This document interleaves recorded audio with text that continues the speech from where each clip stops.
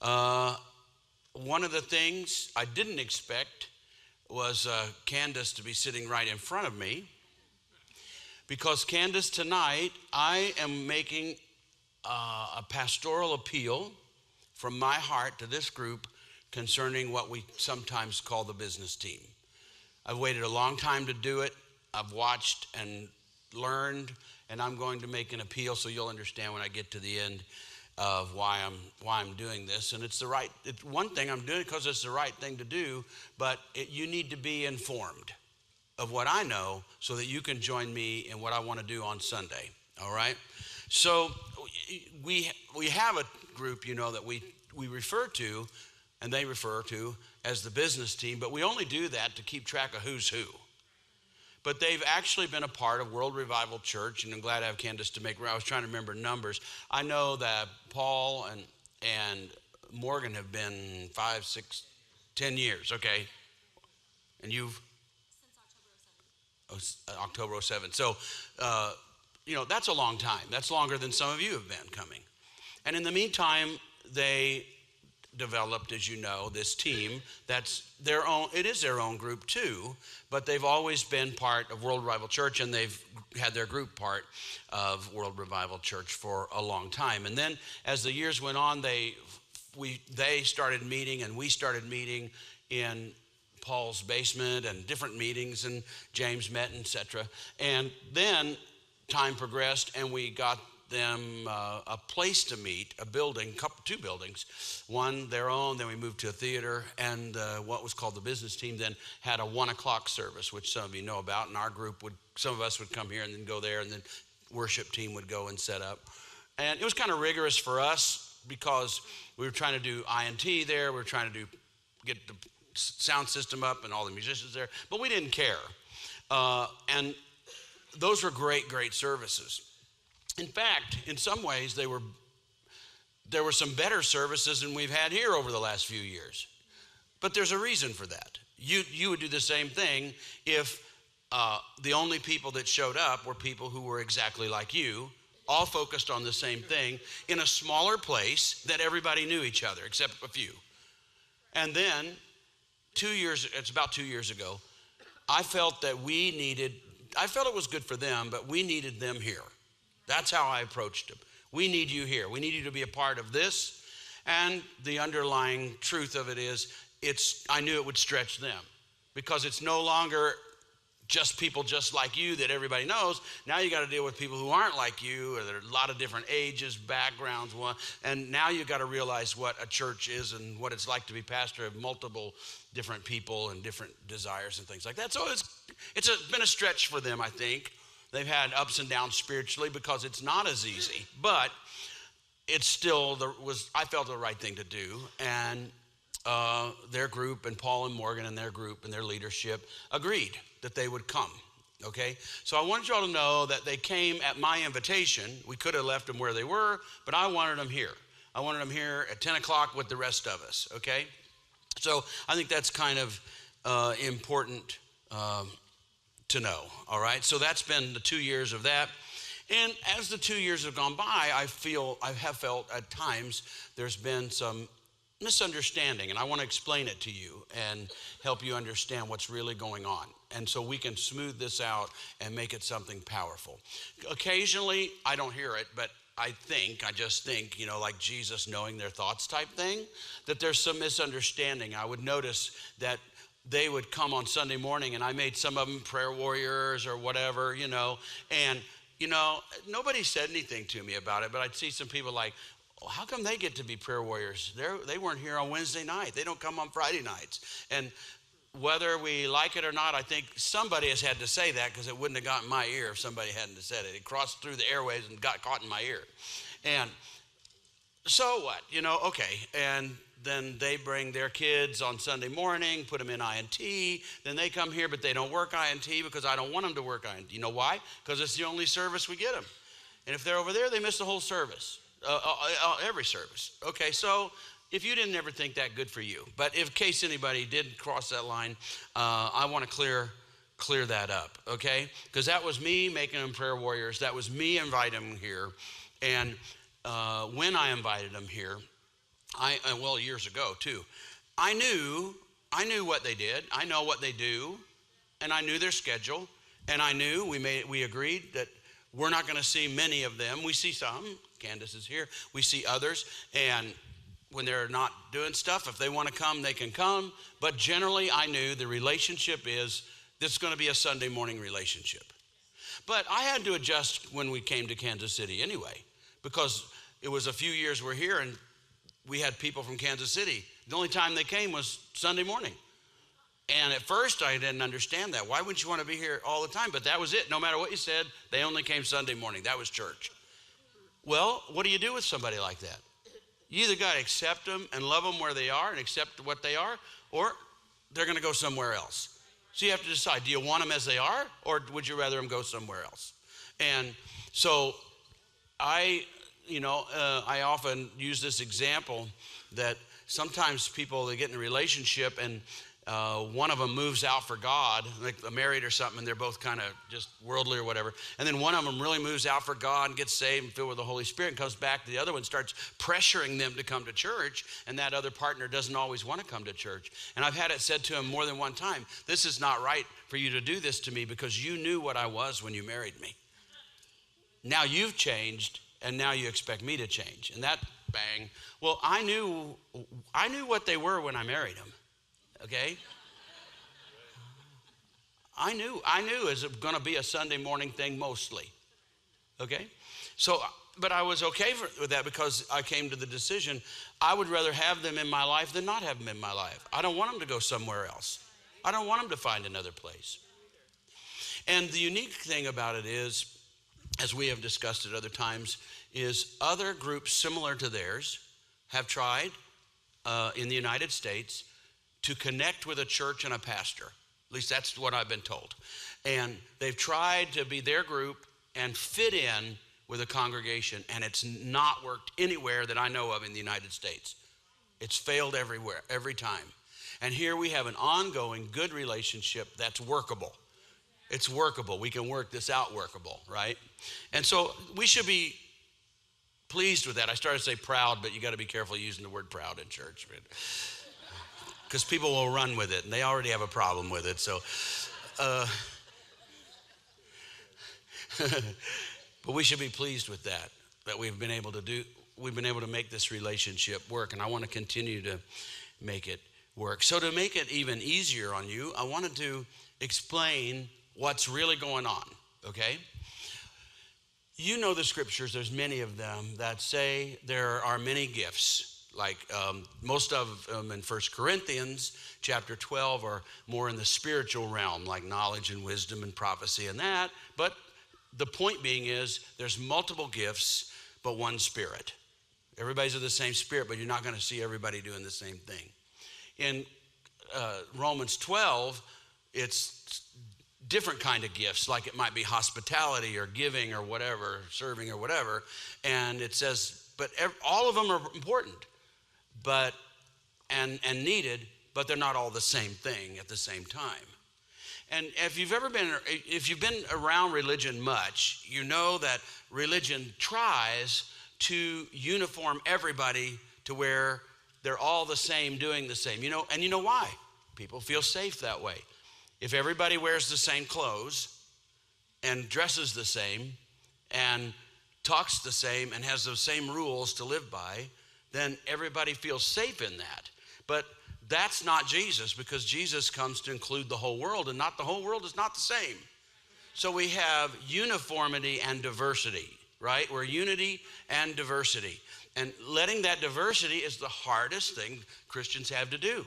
As long as it's unity and everybody's the same, we're okay. But if you let diverse groups come in, then people get afraid. And that's why we still have prejudice in churches, and why they stick to races and culture and colors, and because people feel safe. It's harder when you're with different people, but that's what makes it so wonderful, is that different people come together in the same spirit and worship the same Lord and like it. Okay, so there's lots of gifts, right? So while we're going on here, if I don't tell you this part, then you don't understand their gifts. Because, is that my phone? Mine's the only, sounds like it. It is. I thought I turned it off. No, it's worse. It's Bobby. She doesn't like me not to answer. Doesn't she know I'm here already? I'm here already. Unless it's an emergency. Let me see here. It says Bobby now. Tori can check or whatever and see. Okay, there she is. Find out if it's something like emergency. Unless she didn't know I was teaching. She might not have. And so we have the multiple gifts, and you see on Sunday morning what we're doing, and you see Wednesday night what we're doing, and you see Friday night what we're doing, and you don't see them. But what you don't know is they have a really strong gift in reaching other people. And they do it better than any of us do it, in my opinion. While they're not here, they're using their giftings to do what a lot of us are not very good at. Now, that's okay because we need some of you to be really, really good at doing church. But we'd also like you to improve in reaching other people, which is what we're trying to push our church into the culture of outreach, right? And ministry and mission outwards. But they're really, really good at it. They're gifted. They have a culture of reaching other people. So while we're here on a Wednesday night praying or a Friday night worshiping or whatever, they may not all be doing this, but they set times aside during the week to meet people and feel like meeting people is their kingdom job. Am I right about that? Yeah. So yeah, of course, they'd like to get somebody in their business and make more money. I'm not opposed to that. But if you talk to them, and I have, you realize that's the underlying thing that's great for them, but their real mission is they're trying to get people in the kingdom, get them saved or filled or whatever, and get them in the kingdom, and ultimately get them in this church. So if you've ever wondered about different gifts and strengths, I'd like to have some of their strength. I'd like to have their giftings. I'd like you to have them. I'd like them sometime to speak into us how they do that better than we do it. But one of the things that now can just settle this issue, because we don't all have to be having the same gifts either, right? As long as we have gifts going on, I'd like to improve in some, but I don't have to be gifted as in every area of everybody, because as long as somebody's doing it, and they're doing it better than the rest of us are doing that. And you say, how do you know that? Well, this is not absolute numbers, but we did a numbers check, okay? And get this. We found out, and Jack helped us do it, James helped us do it. Jack even upped it a little bit recently here, so I'll give you his number about what he said. Okay? So how many want to see visitors come to our church and new faces? We need it. Nothing sparks revival than a new person hungry. They can pull down the presence of God faster than we can, because we don't need a sign and wonder. Signs are for people that don't know where they're going. They need a sign. And a wonder makes them wonder. That's what it's supposed to do. I'm not supposed to need one. I can have one, but I don't need one. I already know the direction I'm going. But if you want signs and wonders, get new people in here. You want to see a quick turnaround in somebody's finances, get a new person in here. Man, it'll pop. And you'll get to see a lot of things. So it's healthy, it's good, and we're not good at it because we haven't had to be good at it. Because over the years of me being in the ministry, people came to this church because they found me. They saw me on TV or whatever, and they came to see the guy they saw on TV or Kathy on TV. Or they heard about the congregation, or they heard about revival. Something was in the news. So people came to us. What a gift. But it also backfired on us, because when we're not in the news, people don't come to you. Now how do we get people to come? The old-fashioned hit the bricks way, and we don't know how to do it very well, right?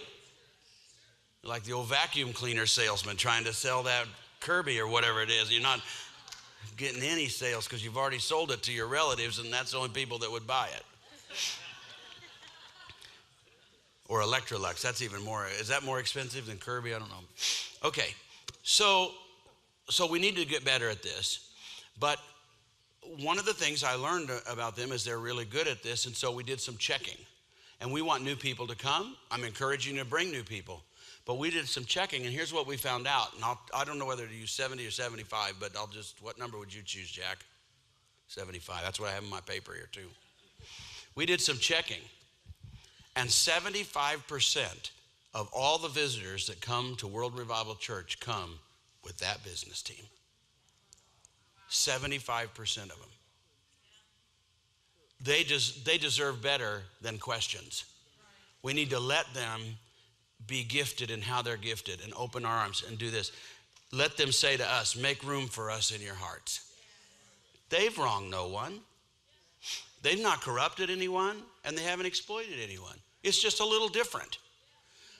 But I'm willing, if you are, I'm willing to carry my load so they can be out there meeting new people that I'm not the greatest at and bring them here on Sunday morning and let them keep bringing visitors. Let them keep bringing those visitors. And so, that being true, then I want to tell you that also not only do they do that, but they have been nothing but absolutely, positively, 100% loyal, honorable, and loving to Kathy and I and the church. And I can't even say that about people not in the business team. There have been some real rats that don't treat you very nice. Not this group. You know, I like this group because they have an order. They trust their leaders, and so they trust their followers to trust in leaders. So when I come, they treat me like they treat their own leaders, but they treat me with respect and honor. I have never, if they've ever said anything about me, against me, or about me, I've never heard it. It's all been support and love and giving. And so I want to keep them in our lives, in my life. And so I either have to keep them or send them somewhere else because they don't fit the mold of whatever church life is to whatever, I don't know. But I want to keep them here, this honorable group. And I want to open my heart to them, and I'm asking you to help me, and I want you to open your hearts to them. I feel this, now nobody's told me this, so I'm guessing a little bit, Candace, but nobody's told me this, but in the spirit, I feel that they might just be a little wounded right now, wondering what we're thinking. You know, in their line of business, sometimes people get a little critical anyway, or questioning, or you Google it and you read this or that, but don't do that because you might see my name on there. So it's just the day we live in. So they try to hold themselves together. Then they come and if they have any questions about us, I want to solve that and get that over with. I don't want them to have any questions about how we feel about them. It'll strengthen us. But it's also the right thing to do. They've wronged no one. They've treated us with respect. It's just a little bit different relationship. But we've been able to sustain it.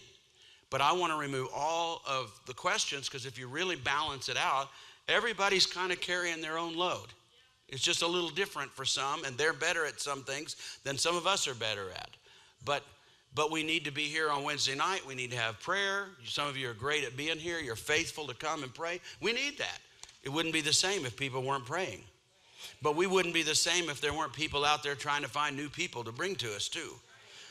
And of course, I'm pushing that all of us get better at that. As you know, if you've been listening, I'm going to be pushing it this weekend too. So don't show up if you're mad at me about that because you're just going to get madder. Because I'm still going to push that. I feel like it's from God and a mandate from God to get better at this. And so when we have our men's thing, which has been moved, by the way, to June 8th, a long story, but anyway, we'll make an announcement on that. We want to bring some men that don't come to this church, right? They seem to know how to do that. Now, the rest of us, we got to learn how to do it. Surely we can do it. Got to be one guy you can persuade. Pay him, give him money or something. I've given people money. I've given people money to come to church before. Because I believed in a changed life that if I could just get them here, I could change their life. So what would it take to get them here? So I'd pay a bill, give them $100. So you come to church, I'll give you $100. You come to church and I'll give you money to pay your electric bill after you, but you got to stay for the whole service. I've done that lots of times over the years. But that's when you believe in something, you do weird things, because you believe in it. You'll do anything to save a life. And so they have been nothing but good to me. I admire them for what they are and things that they have that I don't have or we don't have. But together we can have it all. And we can do all things when we're all together, right? I want to get better at this, but I wanted to take out all the questions and let you know these.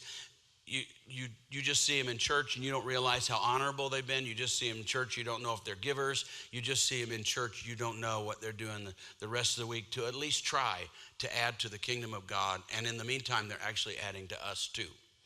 We want to get better at what we do. We're trying to go streamline the services. Without compromising, we're trying to go a little quicker, right? It's the day we live in. People don't have the attention span that they should for God. But I can scold them, or I can just try to go faster, So I'm just trying to go faster and get it all in. And I think it's working. It's making Sunday mornings better and more exciting and easier on visitors. There's other things we need to do Sunday morning we're working on to make them better and make them without making them seeker sensitive. We want people to be God sensitive. But there's things we can do to make that better. And we're always trying to improve. Never afraid to say we could do that better, So what I want to do Sunday morning is we have kind of a little bit of a busy morning. We're going to have, of course, our worship and everything. And we also have baptism. And then I got to preach this mandate on you again somehow. And on the Sunday morning crowd only, got to get it on them too, just to start being aware and be on a mission for God outside of this church. So we got to get all that in. But what I'd like to do after 10, we'll worship up to 10:30-ish or so, right in there. I, at that point, would like, and that's why I chose you guys, because you're the people that understand prayer, because you're here. I might briefly mention this Friday night so that people can kind of come on board. We'll see how the Lord leads. But I would like us Sunday morning to do something we've never done and call to prayer, and us that are not on that team, pray for that team, maybe prophesy over the team, however God leads, but pour out, we show them we are opening our hearts to you. And we have no criticism to you at all. We want you here however we can get you. And that doesn't just go for them, that goes for other people too. We'll take you any way we can get you. And if we need to help you improve, great, but whatever giftings you have. And I want to release any question that they would have of our commitment and love for other people or for them. I want them to come out of here without any question. I don't think they question my love for them or my concern for them. Now let's just erase it across the board and just, give them a free ticket all the way, right? The free mercy ticket. And they don't have to be perfect for us to accept them and love them, right? And they're doing the best they can, just like you're doing the best they can. They have hurts and needs, just like you have hurts and needs. And we're just accepting and glad that they can be in our lives. So that's why I told you, I think it's just and right to do this. And I want to do this. And so I came, I could do it, but I came because I want you to do it and have some knowledge of why you're doing it, right?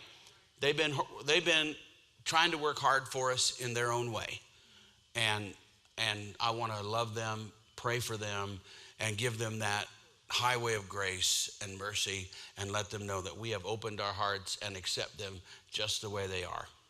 Would you like to do that with me? I feel in the Spirit's the right thing to do. It'll be a blast too. It'll be so much fun to do. Just accepting people and loving people is a great thing, but it's fun to do too. Okay. Assuming Bobby didn't need me for an emergency, okay. I'll move on then and talk to you a little bit about the offering.